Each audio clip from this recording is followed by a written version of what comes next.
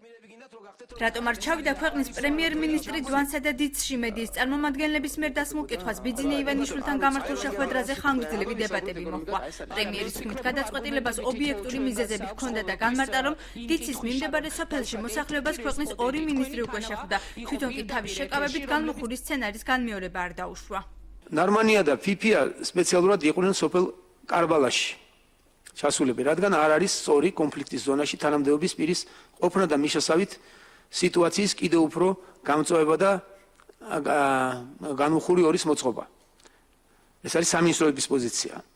სოფელ კირბალაში იყო კონფლიქტის ზონის მოსახლეობა, შეკრებილი მათ შორის ჩასულები იყვნენ დვანის და დიცის მოსახლეობა. კიდევ ერთი მოტივი, რატომაც არ ჩავიდა პრემიერი დიცსა და დვანში, მისივე თქმით იყო ის, რომ ამ ქმედებით განსაკუთრებულ შედეგს ვერ მიიღებდა. იქ ჩემი ჩასვლითაც, რა თქმა უნდა, ძალიან ჰუმანური იქნებოდა, აბსოლუტურად გეთანხმებით. შესაძლებელია სხვაზე მეტი, თქვათ, პრობლემატური ეს იყოს ზუსტად ეს მდგომარეობა და პოლიტიკურადაც ძალიან მომგებიანი იქნებოდა. მაგრამ ეს პრინციპულად ვერაფერს ვერ შეცვლა გარწმუნებით. ბიძინა ივანიშვილის ამ განცხადებებს დღესვე გამოეხმაურნენ საერთაშორისო ურთიერთობის სპეციალისტები.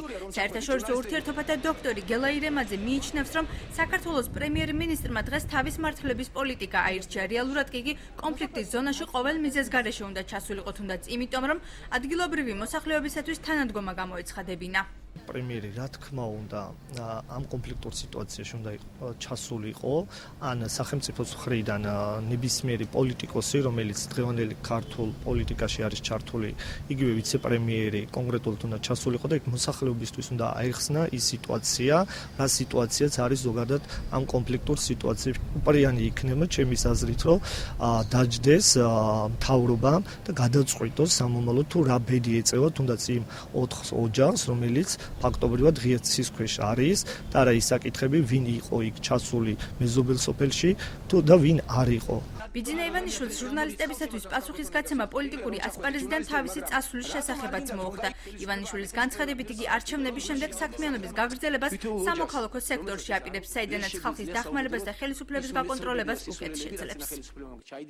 ერთ დღეს ყველაფერი გამოვასწოროთ და სამართლიანობა აღვედგინოთ. რა თქმა უნდა